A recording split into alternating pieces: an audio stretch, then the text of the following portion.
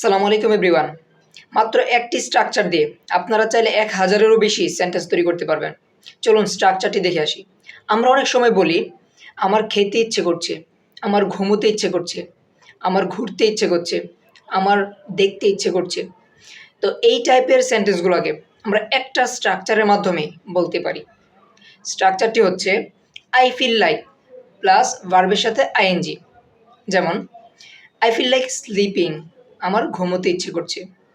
I feel like watching TV, আমার TV দেখতে ইচ্ছে করছে। I feel like driving a car, আমার গাড়ি ড্রাইভ করতে ইচ্ছে করছে।